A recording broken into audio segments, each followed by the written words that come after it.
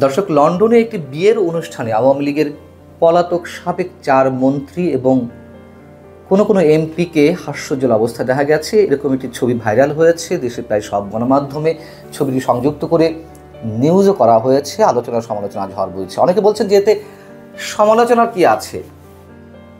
আমি বলবো শুধু সমালোচনা নয়, অবশ্যই এর সাথে এইসব কথিত নেতাদের নীতি নৈতিকতা নিয়েও অনেক বড় প্রশ্ন উঠতে পারে।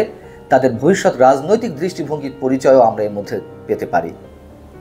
বিষয়টি হচ্ছে যে লন্ডনে যুক্তরাজ্য আওয়ামী লীগের সাধারণ সম্পাদকের ছেলের একটি বিয়ের অনুষ্ঠান।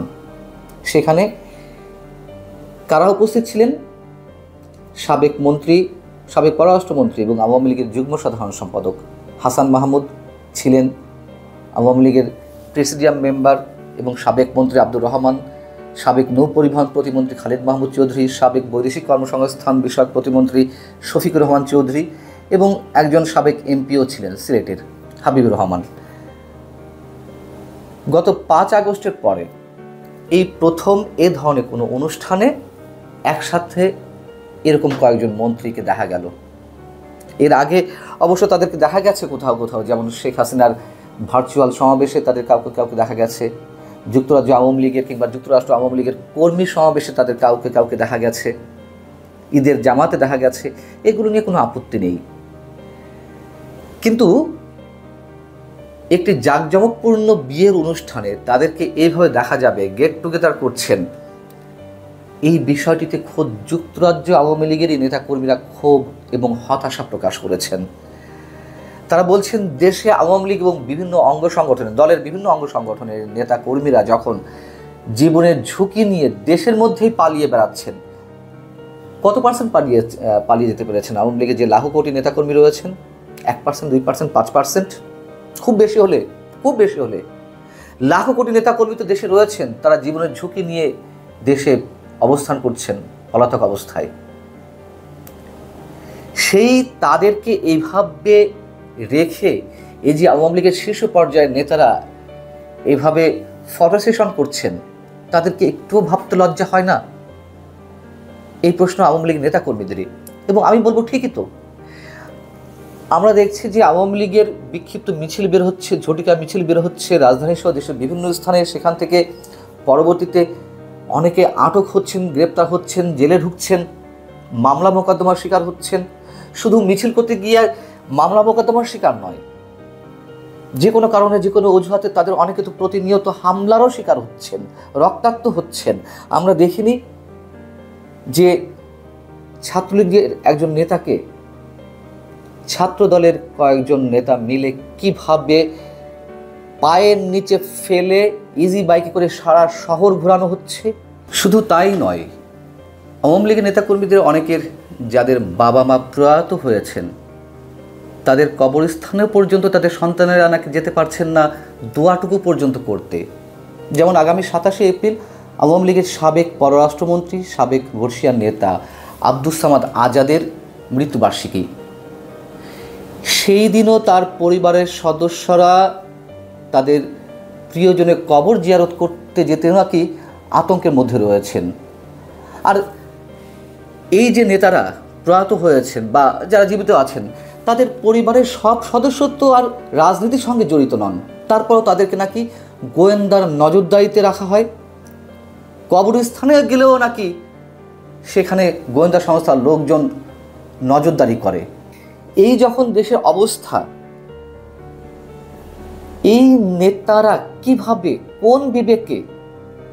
কোন বিবেকের জায়গা থেকে তারা এই ধরনের অনুষ্ঠানে উপস্থিত থেকে হাস্যজ্জ্বল অবস্থায় ফটো সেশন করেন?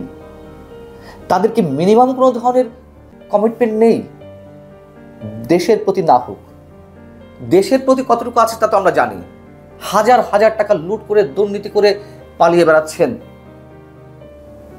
আর এই ত্যাগী, বঞ্চিত, যারা আওয়ামী লীগ বলতে পাগল, শেখ হাসিনা বলতে পাগল, তাদেরকে কতটা বিপদে ফেলে আপনারা এই অবস্থা আছেন, এতটুকু কুণ্ঠাবোধ করেন না?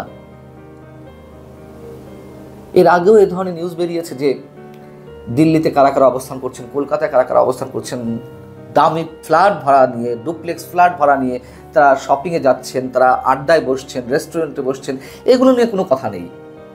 কথা নেই এই কারণে যে অনেকে বলছেন মানুষের ব্যক্তি জীবন বলে তো কিছু আছে। বিপদে পড়েছেন বিধায় তারা কি কোনো সোশ্যাল কোনো প্রোগ্রামে যেতে পারবেন না? অবশ্যই পারবেন, কোনো সমস্যা নেই, যদি দলটির স্বাভাবিক অবস্থা থাকতো। আর ব্যক্তি জীবন আর রাজনৈতিক জীবন তো এক কথা নয়। এইসব ছবি দেখে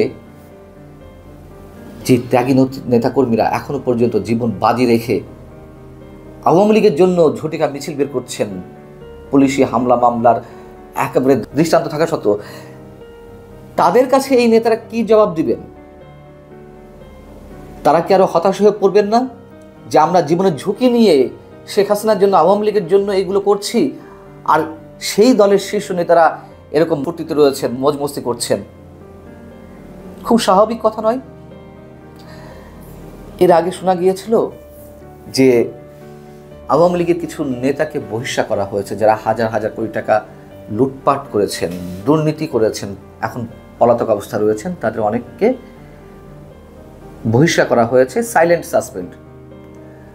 শোনা গিয়েছিল কখনো যে 55 জন, কখনো শোনা গেছে 72 জন, 73 জন, কিন্তু এটা আমরা পাবলিক হতে দেখিনি। আমি এর আগে এই বিষয়ে কথা বলেছি, যদি তাই হয়ে থাকে কেন পাবলিক করা হচ্ছে না, কেন প্রকাশ করা হচ্ছে না? অন্তত আমি তো বিভিন্ন ধরনের খবরাখবর নিতে গিয়ে শুনেছি, দেখেছি যে তৃণমূলের নেতাকর্মীরা, বঞ্চিত নেতাকর্মীরা যারা চান যে শেখ হাসিনা ফিরে আসুক, যারা এখনো শেখ হাসিনার জন্য অনেক কিছু করতে প্রস্তুত, তার দৃষ্টান্ত দেখা যাচ্ছে। কিন্তু তাদের বক্তব্য হচ্ছে শেখ পরিবারের দুর্নীতিবাজ যে সব সদস্য রয়েছেন, যাদের কারণে দল ডুবেছে, যেসব দুর্নীতিবাজ সাবেক মন্ত্রী এমপিরা রয়েছেন, তাদেরকে বহিষ্কার করা হোক, তারা নতুনভাবে উজ্জীবিত হবেন। কিন্তু আমরা দেখছি যে না, কিছুই না, কিছুই হচ্ছে। অন্তত এটি করলে তো দলের নেতাকর্মীদের প্রতি একটা মেসেজ যেতই যে না, তোমাদেরকে আমরা মূল্যায়ন করার চেষ্টা করছি এইসব নেতাকর্মীদের ছেটিয়ে,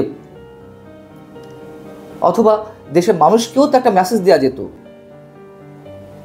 যে আওয়ামী লীগ সরকারের অবনতির জন্য, আওয়ামী লীগ সরকারের পতনের জন্য যারা দায়ী, আমরা তাদের বিরুদ্ধে ব্যবস্থা নিচ্ছি। কিছুই না।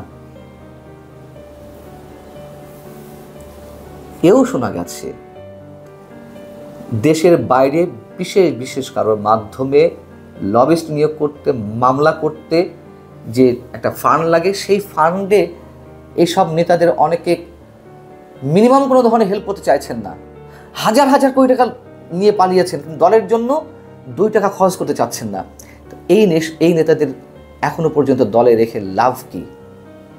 আর এই নেতারা নিশ্চয়ই ভবিষ্যতে রাজনীতি করবেন। রাজনীতি মানে আওয়ামী লীগ যখন সুসময় ফিরে পাবে, যদি কখনো আওয়ামী লীগ আবার সরকার গঠন করে, এরাই তো ঘুরে ফিরে আসবেন। কোন নীতি নৈতিকতার ভিত্তিতে, কোন ধরনের চক্ষু লজ্জার মানে ফেলে দিয়ে তারা এই ত্যাগী নেতাকর্মীদের সামনে এসে দাঁড়াবেন? দেশের কথা বাদই দিলাম। অতএব যারা বলছেন যে ব্যক্তি জীবনের স্বাদ আল্লাহ তো থাকতেই পারে, সৌজন্যতা রক্ষা করার বিষয় থাকতেই পারে, কিন্তু এরকম চরম ভয়ঙ্কর দুঃসময়ের লাখো কোটি নেতাকর্মীকে বিপদের মুখে ফেলে নয়। আমি বলছি না তাদেরকে খাওয়া দাওয়া সব ছেড়ে দিতে হবে, তাদের জীবনে অন্যান্য দৈনন্দিন সব কাজকর্ম থামিয়ে দিতে হবে, নিশ্চয়ই তা নয়। এটা তো সোশ্যাল মিডিয়ার যুগ, তাতে তো ভাবা উচিত ছিল অন্তত রাজনৈতিক জায়গা থেকে, মিনিমাম চক্ষু লজ্জার জায়গা থেকে, নেতাকর্মীদের প্রতি মিনিমাম একটা কমিটমেন্টের জায়গা থেকে এ ধরনের জাঁকজমকপূর্ণ অনুষ্ঠানে তাদের উপস্থিত হওয়া কতটা সমীচীন, তা তো তাদের নিশ্চয়ই একটু ভাবার প্রয়োজন ছিল। অতএব আমরা ধরে নিতে পারি যে সব নেতাদের দেশের প্রতি তো কমিটমেন্ট নেই, সাধারণ নেতাকর্মীদের প্রতিও তাদের ন্যূনতম কোনো ধরনের কোনো কমিটমেন্ট নেই।